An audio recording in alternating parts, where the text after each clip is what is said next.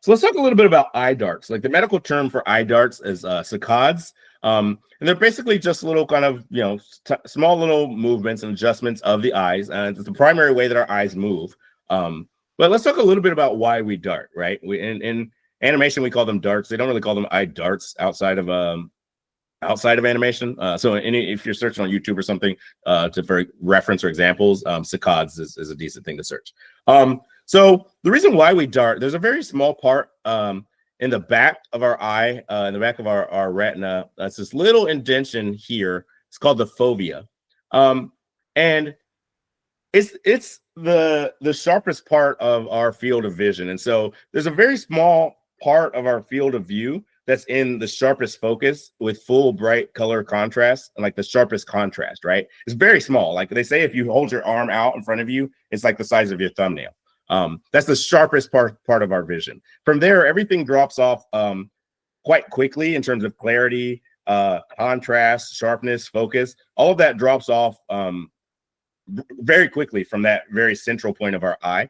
And so we dart around to focus on different things with our clearest vision. That's the scientific reason why we dart.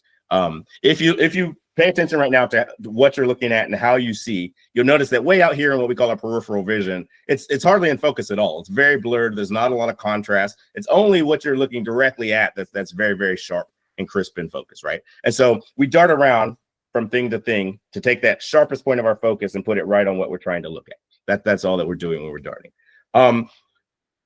From a performance standpoint, we often dart to show internal thought or processing, right? When we're just kind of like making little calculations, or our wheels are turning, we're doing little adjustments with our eyes, right?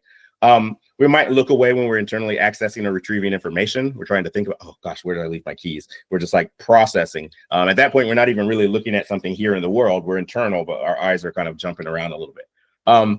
Even when we're scanning a room, like if you're looking around a room, that's usually not like a linear move with your eyes. We tend to like jump from thing to thing in the room, even as we're kind of like looking across a space, unless we're tracking something. If we're looking at a car that's driving by, that's like the only time that you'll have like a smooth linear motion of your eyes. You have to be like following a plane in the sky or something like that. Otherwise, even if you're just kind of like looking across the room, it's really just like a series of small continuous darts that's kind of landing on different things to take that focus there.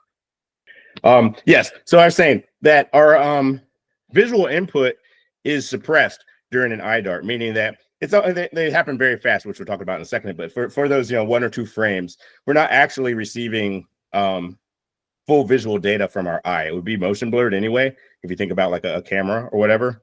So as we're darting around for those couple frames or whatever, we don't actually have any visual input. It's being suppressed. We have some, but it's not in the same way.